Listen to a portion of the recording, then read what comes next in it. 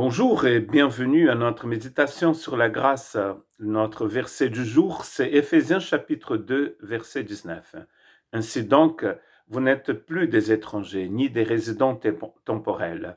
Vous êtes au contraire concitoyens des saints, membres de la famille de Dieu.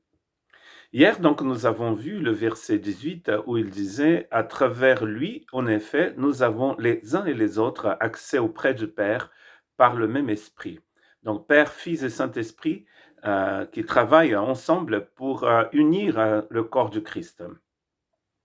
Le Père qui fait la promesse, le Christ le Rédempteur, c'est le Christ qui rachète, et le Saint-Esprit qui nous scelle, en fait, qui met en nous le sceau de Dieu. Je serai avec vous tous les jours jusqu'à la fin des siècles, a dit le Seigneur. Et il est avec nous. Et n'est pas seulement avec moi, mais il est avec moi et toi, il est avec nous. Et ici, Paul donc utilise l'exemple frappant de la discorde et de l'hostilité qui existait entre les Juifs et les non-Juifs pour parler d'un miracle de la grâce, c'est-à-dire que Dieu, des deux peuples, n'en a fait qu'un. Et il va utiliser deux exemples négatifs et deux positifs ici. Vous n'êtes ni étranger ni résident temporel, mais au contraire, vous êtes concitoyen et membre de la famille de Dieu. Un étranger ici, c'est un alien, hein, dans la langue originale du Nouveau Testament. C'est quelqu'un qui peut être viré à tout moment d'une cité, d'un endroit, parce qu'il n'est pas citoyen. Et bien sûr, à ce moment-là, d'être citoyen romain, c'était le top, c'était ce qu'il fallait. Paul était juif, mais il avait aussi la nationalité romaine. Il était citoyen romain. Les Éphésiens, même s'ils sont en Asie mineure, ils sont pour la plupart citoyens romains. Cela est très important. D'ailleurs, on croit que les Romains ne crucifiaient pas les citoyens romains. Ceux qui étaient crucifiés, c'était des étrangers. Voilà pourquoi ils ont crucifié autant de Juifs à la chute de Jérusalem dans les années 70. Mais ici, il dit à ces chrétiens, vous n'êtes plus des aliens. Et vous n'êtes plus non plus des résidents temporels. Donc il a deux mots pour demeurer, pour résider.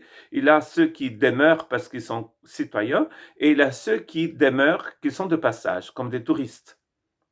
Donc ce qu'il est en train de dire à ces gens, que dans la maison, dans la patrie de Dieu, vous n'êtes pas des étrangers, et dans sa maison, vous n'êtes pas des gens de passage. Mais au contraire, vous êtes concitoyens des saints et membres de la famille de Dieu. Nous avons vu dans Éphésiens chapitre 1, verset 4, que Dieu nous avait choisis avant la fondation du monde pour que nous soyons saints. Et cela est vrai pour les Juifs et aussi pour les non-Juifs. Il est vrai pour tout le monde. Dieu nous a choisis pour que nous soyons citoyens des saints. C'est-à-dire que nous puissions partager cette bénédiction ensemble. Et il va dire donc à l'église de la Galatie que dans le corps du Christ, il n'y a ni d'homme ni de femme, il n'y a ni de juif ni de grec, il n'y a ni d'esclave ni de libre, de maître. Nous sommes tous un. Il n'y a pas de couleur. Il n'y a pas de différence de race. Nous savons que la race, c'est une seule, c'est la race humaine. Mais il n'y a pas de différence de ceux qui sont inférieurs, ceux qui sont supérieurs, car nous sommes tous devenus un en Christ Jésus. Cela est très important. En plus de ne pas être aliens, nous sommes aussi membres de la famille de Dieu. Et il va dire plus tard que cette famille tire son nom du Père. La patrie tire son nom du Pater. Pater, patria. La famille de Dieu. Et là, du coup, il n'y a pas de différence entre une personne et une autre personne. Nous sommes tous membres de la même famille, ayant les mêmes droits d'héritage. Ça gomme les indifférences, l'hostilité, ça enlève complètement la haine, parce que nous sommes habités par le même esprit. Et cela, bien sûr, c'est l'œuvre de la grâce de Dieu. Donc, comment devons-nous vivre aujourd'hui en sachant que l'autre n'est pas un étranger et que l'autre n'est pas un résident temporel? Et d'ailleurs, moi non plus. nous allons avoir une autre vision du corps du Christ, une autre vision de ce que nous appelons l'Église. Car nous comprenons que c'est un travail trinitaire et personne, tous ceux qui veulent rentrer, ne vont pas rester dehors. Et la classe sociale, l'origine, la nationalité, même la différence de genre ne change rien, car nous sommes tous des concitoyens des saints.